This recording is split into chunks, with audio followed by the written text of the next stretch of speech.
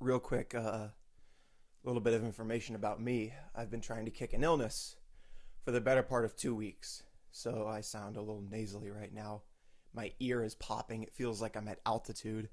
Um, just don't mind if I sound a little off. A couple weeks ago, Clavicular overdosed in a club, and what this did to me um, was I realized that maybe I've got something to say about this because I think that at the point that I was in my life when I was the most socially isolated, I probably could have become someone like Clavicular. I could have become a sexist, misogynistic pig who constantly feels that women are out to get him. I could have started promoting certain things that are wrong in my worldview, at least. But these people don't care about if they promote something that's wrong inherently. They just care about money.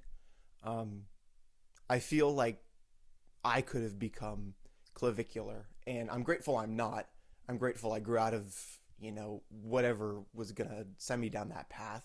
Unfortunately, Braden Peters didn't have that fate. Braden is a victim, almost, to the times that created him, that assigned him this role of being Clavicular. And I think the thing that broke me out of this cycle was music. The one album that really broke me out of it and introduced me to my favorite band of all time. The Wall is an exploration of a man who, in spite of his fame, still faces very human problems. Quick little viewer discretion advisement.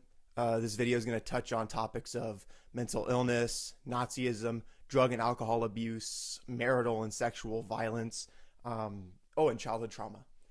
So, yeah, without further ado, let's go. About 5 years ago, this time, I was bored. We were in the midst of the COVID-19 pandemic, and I was socially completely cut off from the outside world. I was cut off from any friends I may have had in middle school. Every way that I could have communicated with people and grown relationships with people my age was virtually non-existent. It's at these points in your life where inceldom kind of creeps in. You feel first that your friends are betraying you. Then you feel that it's sexual partners as well. And this started happening with me. But I'm telling you that the thing that broke me out of it was Pink Floyd's The Wall. I know it's kind of a weird thing to have snap you out of a trance like that, but I saw a future version of myself in the main character of this album that I didn't like, and thus I changed. I think for myself, I tore down my own walls first, and I feel that it's best if we continue to re-explore this album and its themes, because many people out there today need to tear down their walls themselves. I feel that the most prevalent person in the mainstream media right now that needs to definitely tear down his walls is Braden Peters. But before we get to him, I'd like to give a quick summary of this album because it's great. It's a wonderful, fantastic ride through a mental collapse of a man who's at his wit's end trying to reconnect with people in general. The album opens with a very cold-cut introduction of our main character by the name of Pink. It's sort of set up in a way where he's talking at us. He's not having a conversation with us. He's not trying to reason with us. We're not talking to him. He's shouting at us that he's this grandiose figure who's so deep and mysterious that you need to claw this disguise off of him in order to find out who he really is. He introduces himself to us. We hear him scream. He's really angry. At least he feels angry. And then we hear a warplane fly over. One of the underlying themes of this album is loss. It's very obvious that this album is autobiographical of Roger Waters and his struggle with the loss of his father at the hands of the Second World War and the Nazis. The Thin Ice is sort of a lullaby. Pink's mother consoles him and tells him that he's loved by his parents, and when it feeds into Another Brick in the Wall Part 1, it's noted that Pink's father is no longer around because he's been killed in the war. Children are reflections of who their parents are, and I think that when parents fail, children also tend to fail. We see Pink's school life. We see him become this socially outcasted kid on the playground. You know, he sees all these other parents having fun with their children, but he doesn't have any. His father's gone. His mother's basically, on a more honest note, she doesn't really know how to parent. He starts building this mental wall around himself in order to protect himself from the outside world, from any number of things, from disappointment, from being hurt, from any sort of mental or physical pain. And it's a coping mechanism is what this wall is. He notes that he's being beaten by teachers at school because of his bad behavior or being different. I believe that he's being beaten because he's inherently different, and he wants to express himself in different ways from what the system tells him that he should. This is handled very well in the movie For the Wall, released in 1983, many years after the album was recorded. Pink writes poems during class. His teacher comes in and picks up his notebook and reads a poem from his notebook, and it's strange because the poem that he reads is actually the lyrics to Money from Dark Side of the Moon. I think this is a little cool Easter egg in the movie, but it really shows you that this kid was kind of bet against from the start. He was told to act a certain way, to stand up tall, and to fix his hair. He was forced into a role that he himself didn't want to begin with. Then we have something revealed to us. In Pink's hometown, the teachers, the headmasters, the people at his school who work there go home to their spouses, and they're beat themselves. They're beat into submission. They're told that they're worthless, and I think the overall message of this is kind of beautiful in a way, because it's telling us that not only are teachers not invincible, they're not as powerful as we think growing up. They go home to their wives who thrash them within inches of their lives, much like Pink is at school. So, in a way, while Pink does build a wall based off of the events that transpire at his school, his teachers are also doing the same thing to themselves because their spouses are abusive. I think that's the great irony of this album, is that everybody's building their own wall, and it's just a matter of you can't see it. Pink then goes into Another Brick in the Wall Part 2. I think this song has been really misunderstood as a protest anthem and a rally cry against systems in general. The fact that this song was mainstream in the late 70s, early 80s really shows that it was 100% misunderstood, because if anyone understood what this song was saying, it would never receive radio play again in the system we've set up for ourselves. Pink is inherently rebellious because part of him wants to stand up and throw a chair at his headmaster. He wants to throw a chair at his teacher and tell them, piss off, I want to write my poems, I want to be a musician, I want to do what I want to do, and you guys are putting me down. You're threatening me. You're beating me into submission at school. Why?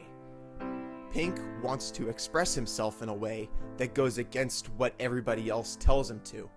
And we know that this attempt at rebellion does not work because of, well, later things that happen in the album, but also because the end of the song has headmasters beating kids into submission. The next song, Mother, introduces Pink's very strange home life to the audience. And coming off of the heels of Another Brick in the Wall 2, Pink goes home and he is just beat. He's tired and he wants somebody to comfort him. He wants solace and he finds it in his mother. Essentially, what she tells him is that he can pursue these things like poetry, music, the arts, but he has to pursue them within her limits. She's the outer wall limits of where he can go. He can't go and do this. He has to get her approval before he does anything. He has to have his mother's approval to marry a woman before he can. So she is very obviously overprotective and overbearing on this kid. But when we look at her character, she's building her own wall. She lost her husband in a war. She is shut out. She feels like the only thing she has left of her husband might be in Pink. She's not explored very much more in the album, but I think her character is still interesting regardless, because she does show up very often in Pink's own thoughts, and especially at the end of the album when he finally tears down his wall. Spoiler alert. Now, what we've analyzed is a problematic upbringing. Pink is emotionally unavailable. He hasn't been taught emotional intelligence. He doesn't understand why people do the things they do, feel the things they feel, and he feels like an outcast in the world. I think we can see this as well in Clavicular. Or I'm not going to refer to him as Clavicular for a reason I'll explain later. We see this in Braden Peters. Now, we don't know very much about Braden's upbringing other than the fact that he was virtually raised on social media, which is arguably just as bad as what Pink was raised with, because now at least Braden had some sort of present parents, but they didn't stop to think that maybe our son shouldn't be on social media. Maybe our son shouldn't be on 4chan. Maybe our son shouldn't be going down these rabbit holes that will turn him into a terrible person. And I think the truth is your teachers and your parents don't know exactly how to do this. I think this is everyone's first time living. You got to give them some grace. But I also think that we're living in a crazy time with social media and people being so prone to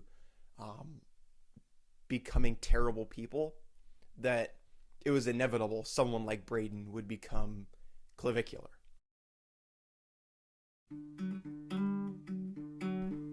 The next side of the first LP begins with Goodbye Blue Sky. This is still an exploration of Roger Waters' loss of his father during the war, and it's more or less him contemplating the fact that pure evil took his father from him. It's very somber, I guess, in a way. It doesn't feel like he's quite crying and in complete agony yet about losing his dad, but he is still very emotionally distraught over it. And this is, like I said before, this is the event that basically shapes his whole life. The loss of Pink's father is the thing that spurs on his inability to cope with certain things. It spurs on his wall building, his need to shut others out in order to feel safe himself. We move into Empty Spaces. Now, Empty Spaces is done a little differently between the album and the movie. I think it's done a lot better on the movie with What Shall We Do Now, talking about consumerism and how people build walls between themselves and not only their spouses but also their friends by buying cars and fancy electronics and expensive equipment for things that they really don't like or they don't need. Empty Spaces is sort of a contemplation, is sort of Pink's contemplation on his troubled relationship with his wife. He is asking her, what are we going to do to decrease this divide between us? Because there's a crack forming between him and his wife that ever so slightly widens, but he feels like it needs to be filled with something in order to feel like they're closer to each other. in spite of the fact that that won't bring them closer, it will just fill the hole. So they're ignoring the very source of the problem for a they're ignoring the very source of the problem for a placebo. They'd rather have comfort than to solve their actual issues. Now, Empty Spaces leads into another big hit from this album. It leads into Young Lust. Young Lust feels particularly hopeless. It feels, in spite of the fact that it's more upbeat, it's about something that's really kind of sad, and it's really dark. Pink is essentially on the road as a rock star now. He is doing drugs, he's drinking heavily, and he's also cheating on his wife. He's going out and he's going to every city, and he's trying to find women to hook up with. Eventually, he leads himself back to his room, or he finds a call box in the movie, and he calls home to check on his wife, and lo and behold, a man answers the phone. There shouldn't be a man answering the phone if he's not home. What's implied here is that Pink's wife cheated on him while he was away being a rock star. And Pink gets really upset over this, in spite of the fact that he himself is a cheater. He himself is serially adulterous. He's promiscuous. And he points the finger at his wife and says, and feels anger towards her, in spite of the fact that he himself is doing the very thing he's accusing her of. So, and the irony of this is that he gets so angry over this, in one of my turns, the next song after Young Lust, he comes over the top of the woman he has taken to his room. Initially, he's very calm, and he's just kind of processing what's happened, and he realizes he's a hypocrite, and he knows this, and he's just letting it kind of fester.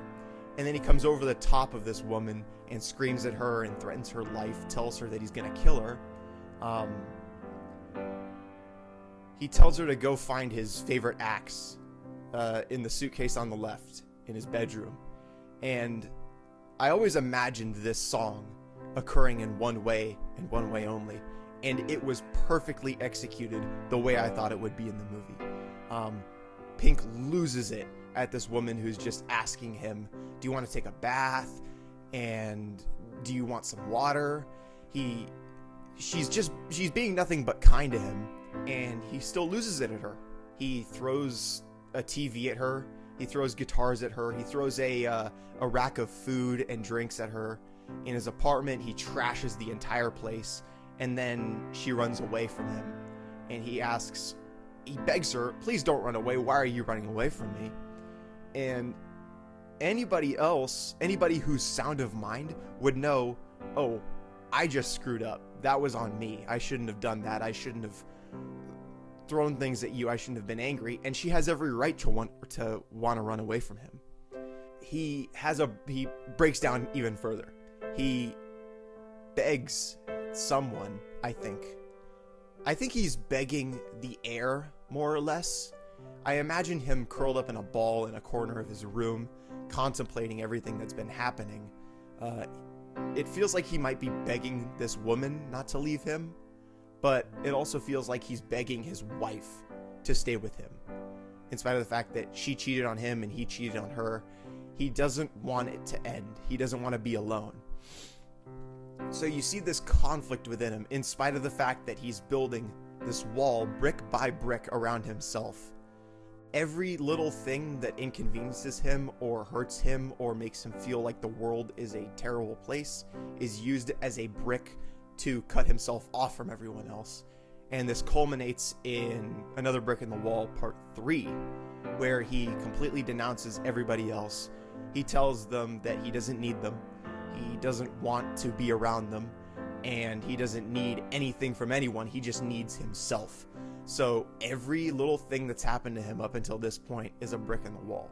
The loss of his father, the abuse at the hands of the headmaster and his teachers at school, the overprotective nature of his mother, the cheating of his wife and him cheating on his wife. all of these things have smaller events that led to a giant wall being built around himself. The first LP ends with "Goodbye, Cruel World." Pink says, "Goodbye, I'm leaving. There's nothing you can do to stop me, and there's nothing you can do to say. There's nothing you can do or say that would make me change my mind." This reads almost like a suicide note.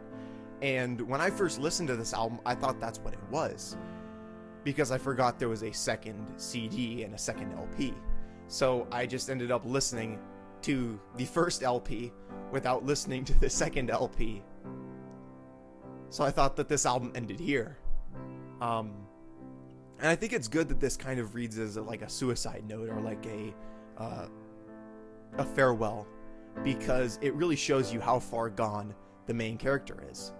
There's nothing I could say past this point that doesn't immediately show you where this has been set up to and why he is at this point.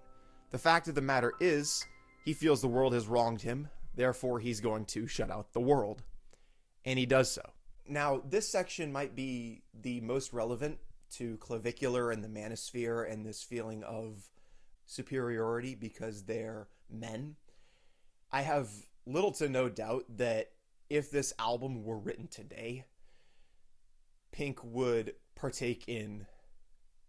I can't believe I'm saying this. Pink would partake in looks maxing and incel culture. That's why I think that Clavicular is such an interesting title and an interesting figure amongst the Manosphere, because this guy is not inherently like attractive. He's not really that strong from what I can see. A lot of the things that he projects are just insecurities that are very obvious, and I noticed this because of the wall. Without the wall, I don't think I'd notice this about this guy. I think we can move on to the third side of the album, which kicks off LP2. The opening of the second LP sees Pink isolated, and while he completely shut out the rest of the world at the end of the first LP, he still longs for that connection, and that's very clear throughout "Hey You" and "Is There Anybody Out There?" "Hey You" is sort of a cry for help in a way, but it doesn't feel like it's urgent. Pink is still very much obsessed with the thought of completely shutting everybody else out and ensuring his own safety and his own interests before everybody else. And he's not ready to have his wall torn down. "Is There Anybody Out There" is also really interesting in the way it works. This track is akin to Echoes from Metal about 8 years prior to the album. And I really like it. I really like this track because of the musicality of it, in spite of the fact that half of it is progressive sounds and mumbling of Roger Waters and the rest of the band asking, "Is there anybody out there?" We then move from Pink's own self-loathing and hope to be saved by somebody else into "Nobody Home." "Nobody Home" is my favorite song from this album. It feels very personal to me, and I come back to this song sometimes whenever I feel alone, whenever I feel scared, or if I need somebody. This song is there for me. And in spite of the fact that it feels that it's at a point in the album where things are only going to get worse from here before they get better, I do feel like a lot of people face social isolation the same way I do. They get intoxicated by it. "Nobody Home" is a musical. It almost feels like Pink is sitting at his piano in his apartment and playing while singing this song. He's gone through so much at this point, and he still has so much more to live before he can finally be free. And I feel like I've always kind of been at that point in my life where I have so much more to live through before I can finally do what I want, where I can finally be free to do, to set my best foot forward. So this song is very relatable to me, but it leads into probably my least favorite track on this album, Vera. Vera is, well, I think Vera and then the next song, Bring the Boys Back Home, are done weirdly on this album. It feels like it's a little it's interjecting weirdly into a time in Pink's life that we're exploring. Like I said, Pink's father, the loss of his father, is the thing that undertones this entire album, and this side has not explored it yet. So Roger Waters felt he needed to say something about, the loss of his father is the thing that spurred him on to building his wall. I don't feel that it's done very well on this album, but it's done well in the movie. It's done very well in the movie with a track from the final cut, When the Tigers Broke Free. When the Tigers Broke Free is actually, I believe it's actually written in the liner notes of the album, in the CD and the LP version. The lyrics are included, but it's not included on the album. Same goes for What Shall We Do Now from the previous LP. The collection of 3 songs I'm going to talk about here really undertone the loss of his father and the war and what his thoughts on warfare are. And first, Vera is him screaming to the heavens for Vera Lynn. He asks, "Did you lie to me that we would meet again some sunny day?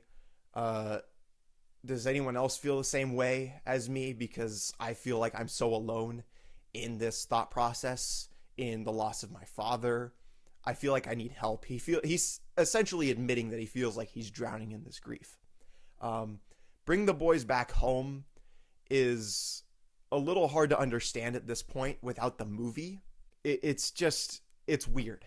I'd say it's not really, it's really incoherent in the album, but in the movie it's done well. We see a flashback to Pink awaiting at the train station to find his father, but his father never shows up because he's dead. And all these people start singing, "Bring the boys back home. Don't leave the children on their own. Bring the boys back home." Pink is essentially the one that fell through the crack. He doesn't have a father, and I think this section is still done pretty well. It's done much better on the movie, but it's kind of, I'm flip-flopping on it in real time, you can see. I don't like this section, but I do like the fact that this leads very well into Comfortably Numb. Comfortably Numb is the biggest song off this album for good reason. Pink at this point is too far gone. He is mentally somewhere else when he's in his apartment. And what happens here is a doctor comes to see him to prepare him for his show, to check in on him and make sure he's ready to go. He's given drugs, possibly morphine, something else. It's never specified, but he's given drugs in order to get through his show. This is done very well in the movie because what also happens is his manager comes and finds him. You know, he comes in, he smacks him on the face, tells him, "Let's go, come on." And they drug him, they force him to get in the car, and while he's on his way out, he starts to he starts to molt into a cocoon. And he's covered in this pink sludge with only eye holes and a mouth hole.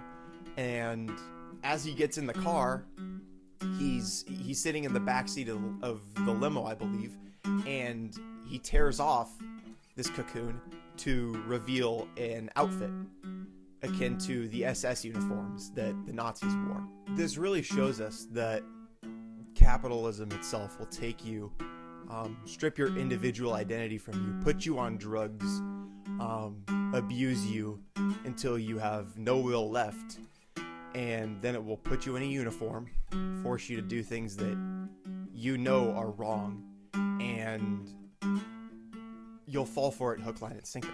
Pink's manager and the doctor who administers these drugs are interested in making as much money as possible off of Pink, using him for their baseline, for his value, and then whenever Pink no longer makes them money, they're going to discard him, basically, as soon as possible. That's the idea here. And what Comfortably Numb does is it shows us just exactly how cruel the world can be. That's the end of side 1 of the second LP. Now, I think this section, at least the second half, no. This whole section really shows you, really sets up who Braden Peters has become. The way I see it is, if Pink is Braden Peters, then who he has become just now is Clavicular. He is socially isolated. He is surrounded by yes men. He is abused and used by capitalism in order to fuel their bottom line and to line their pockets. And he's about to do some really heinous things in the name of fame, in the name of drugs, in the name of his own glory. The way I see it is Pink and Braden Peters are one and the same. And this final section of the album, the second half of LP2, really proves this. It really sells the point that Clavicular is not Braden Peters, but Braden Peters is Clavicular. The final side of the album, the fourth side to be exact, sees Pink resolving to go on with his show, to show up to the venue and to perform for his audience. And what happens is strange. He holds it like it's a Nazi rally, and the way I envisioned it happening on the album is different from the way it was handled in the movie. On the album, I initially thought that he's just having a really bad mental breakdown, and he thinks he's being this leader of a rally, when in reality he's just completely losing it on stage, and he doesn't have control over himself. Nobody else is following along with him, in spite of the fact that he thinks they are. So essentially, I thought he was just high. The movie handles it differently in the fact that he literally goes to a Nazi rally. They have flags, they have Klan hoods, they have their salutes, they have, in the movie, a couple people Sieg Heil. And they have this specific salute that I think they made for the movie, where they cross their arms in an X form in front of them with fists like two hammers. This is where we see Pink completely lose it. He is too far gone, and I still like to imagine that he's just imagining this. But as the world continues to change into this modern time, and I see people who are actual Nazis coming out today, and they like say things that the Nazis would say, and they believe things that the Nazis would believe. They believe in actual bullshit.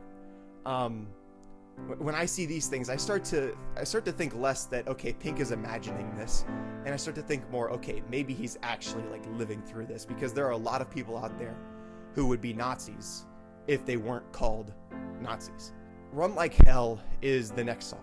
This is another big hit from this album that was, I believe this was big on the disco scene, because I think there's a 4 on the floor beat with the bass drum where you could, it sounds disco-esque in a way, especially Gilmour's guitar playing, and the lyrics are definitely not disco-esque because they outline people hunting down other people because they're just different. This is, and I imagined, like I said, I imagined that this was happening in his mind. This is Pink proving that he is all in on this. And he basically threatens a bunch of people, tells them that I'm gonna find you, we're gonna find you, and we're gonna kill you. He says all these things, he does all these things, and then Waiting for the Worms happens, where he and his Nazi gang are marching through a city vowing to cut out the worst of the city, you know, the people who are different. The way that this is handled is, it really makes me, and Waiting for the Worms leading into the trial, really, it made me feel like, okay, yeah, this is definitely happening in his head. And part of the movie still makes me think that it's happening in his head. But if you watch the movie, you might think differently. I think this section really shows us that Pink blames himself for his father's death. this is why he feels so much grief for his father's death, because his father was killed at the hands of the Nazis, and he lives his life feeling terrible that he's not around, and he wonders to himself, if not, he wonders to, I think I'm trying to like explain too much here, but you know what I'm saying. The Nazis killed his father's not around, and he grew up believing that he was responsible for his father's death. So I think that maybe he's taking this identity and just abusing it because he feels like it gives him some sort of power in his mind before he eventually comes to the realization that he's wrong. He is 100% blaming himself. In my opinion, he's 100% blaming himself for his father's death and cosplaying a Nazi because he feels so much guilt for it. At the end of Waiting for the Worms, he tells everyone to stop and that he wants to go home. He is waiting in a cell. You know, I believe that he's waiting in a cell in his mind because, like I said, this is all happening in his mind, in my opinion. Because then he goes on trial. And the movie handles this very, very well because there are these visuals that are stunning. The art is beautiful, beautiful art throughout the entire film. There are caricatures of the headmaster from his school, his wife, his mother, and they all tell him all these terrible things about how much they dislike him and how much they wish he was different. Basically what's happening right here, and I say this is going on in his mind because he's kind of realizing that he's been a shitty person. He's been extremely rude. He's glorified people who are terrible.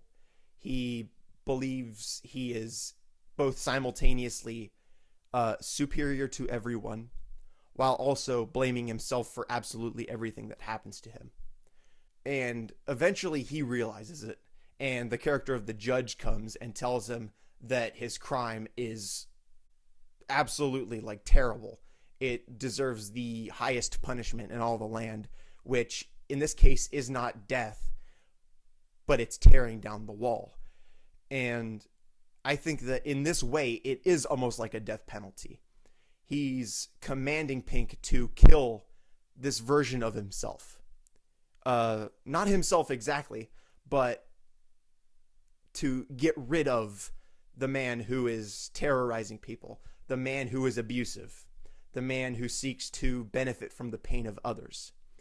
The judge is Pink's greater conscience. And what this reveals is Pink just realized that he's doing something terrible and that everything that's led up to this moment has just been fueling even more terror. So every brick that's placed in his wall is essentially setting up more bricks to be placed if he keeps doing this. So what he does is he tears down the wall. The album ends in a peaceful note. We hear the tumbling of bricks and the falling of the wall. And a clarinet enters. A clarinet and a children's choir play along with Roger Waters reciting a poem about how all alone are in twos, the ones who really love you walk up and down outside the wall. It's beautifully done, and it leads, actually, the album ends in the same way that it begins. Before, in the flesh, I'm just going to call it part 1, at the very start of the album, there's a faint sound of a clarinet and somebody speaking for a split second. This happens at the end of the album as well, with the clarinet leading musically into the beginning of the album, with the phrase, "Isn't this where we came in?" being completed on the first part of In the Flesh.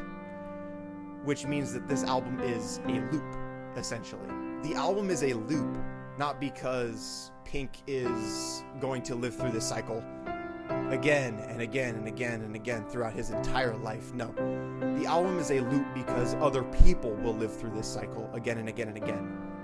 This is made more clear in the movie when it ends with a small child emptying a Molotov cocktail into the street. I think this is after the result of Pink's Nazi rally, where everybody's cleaning up things and this child is emptying the tools of these evil men.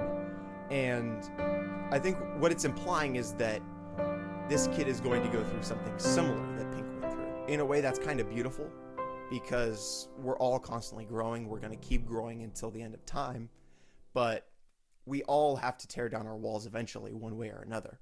I believe that this album and the subsequent film aren't really even about Pink or the rock star in Pink or Roger Waters or Pink Floyd for that matter. I don't think it's about any of the members of the band in particular. I think more or less this album is about us, the audience. It's a examination of who we could be and what we do with our lives and the choices we make and the walls we build, the bricks we set, and the things we choose to tear down. The lesson of this album is that everyone must attempt to tear down their wall one way or another. Everyone must make an effort to avoid social isolation and becoming the worst version of themselves. Pink's struggle throughout the album, particularly with drug abuse and Nazism and his blatant sexism and misogyny, is very much in line with Clavicular. And I'd say that fame has brought Clavicular a different... it's brought him to believing that he is right about himself, even though he's very clearly wrong. Anybody can see it. Watching both Pink and his rock star persona, and seeing how Braden Peters acts, Braden Peters as in Clavicular acts, seeing how they both act in their lives is much like watching a car crash in slow motion. We can't help but feel terrified at what's happening, but we can't help but watch in awe as well. Peters was brought up in much the same world that I was. He's only, and I say this weirdly because it feels like he's in his early, it feels like he might be in his mid to late 20s, but no, he's a year and a half older than me. I could have very much become someone like Clavicular. I could have become a pig. I could have become very sexist and misogynistic in nature, but I think this album itself prevented me from doing that because I started to see what was wrong with myself and I changed. But Braden didn't have that. Braden didn't have what I had. He didn't have music to help him. He didn't have sources to help him against social isolation. The only massive difference between Braden Peters and Pink that I can point out is their upbringing. Braden had both his parents, while the loss of Pink's father is very much something that underlies the entire album here. But I'd also argue that Braden wasn't even raised by his parents. He was mostly raised by social media and incel culture off of sites like 4chan and maybe even Reddit. What I see in him is the worst of someone, and he doesn't believe that he could be any better, so he just doubles down on this crap. He goes and he talks about, oh, women are terrible, oh, women are this, women are that. It's like, no, they're not. You can't apply one thing about one woman to every single woman. I would know this from experience, but I'm not fooled by Braden's antics. The reason I'm not calling him Clavicular as much in this video is because Clavicular isn't a person. It's a title. It's something that Braden has managed to grasp onto and abuse for as long as possible in order to have fame, money, women, any sort of influence, much in the same way that Pink grasps onto the guilt he feels over the death of his father. He uses things that somewhat wronged him and hurt him in order to take advantage of others and hurt others in the same way that he was hurt. So by calling him clavicular, I'd be giving into his identity, his self-imposed identity. And I don't really want to do that for an incel. I think I also believe that he's also human and that he can change. Really, there are a couple things that he's done in the past year that are really questionable. He did run over somebody with his Cybertruck, which is arguably unforgivable, but that's up to opinion. That's up to the individual to decide. I think that the best thing he could do for himself now is tear down his own wall. You know, I feel that anybody who was born from the years of like 2004 to 2008 could have become clavicular. They could have become this incel nightmare that believes everybody has wronged them and that the world is out to get them. And I'm glad I didn't become that, because my life is great. I have people who love me, and I've had them all this time, but I didn't really see it before. And I think this album kind of helped me to knock down my own wall and realize that. I think another thing that is very clear about both Braden Peters and Pink is they're abused by capitalism. It was just revealed recently by by Channel 5 on YouTube that Peters is being funded by Peter Thiel, the owner of Palantir. The parallels between Pink on the album and in the movie, as well as Braden Peters and Clavicular himself, it's uncanny how close they are in relationship to each other. They're both exploited by capitalists in this sense, and Pink being abused, Pink being used for his value and being given drugs, much in the same way that Clavicular uses methamphetamine and other drugs in order to appear more attractive. Pink is forced onto drugs in order to perform better. Clavicular does drugs in order to look better. Both are funded by capitalists. Pink is funded by his manager and the doctor who drugs him. Clavicular is funded by Peter Thiel. The parallels are just there. And I believe that I can see into the future with this guy, particularly the next few months. And I think it's already happening. Braden Peters had I'm just going to call him Clavicular. Clavicular had an overdose a little while ago, a couple weeks ago. And he almost died. Now, as somebody who's almost died a few times myself, I can tell you that this isn't fun. I know that he's probably really stressed out right now and really scared of the future. But I think the best thing that this guy could do is tear down his own wall. Realize that he's being used by people who don't give a shit about him. He's being abused, literally being abused, and he's being convinced that he's being treated better than most people are. The parallels, and the crazy thing is, this is a 45-year-old album. The parallels between somebody written about over 45, almost 50 years ago, and somebody who exists today. It's kind of crazy how many parallels Clavicular has with Pink the Rockstar. And, you know, one of two things is going to happen. And I really hope it's not it's not the worst case scenario. I really hope that Clavicular gets better and changes, because that's all we could ask of people in this world. One of two things is going to happen. Either he's going to die. He's going to die to an overdose. He's going to die doing something stupid.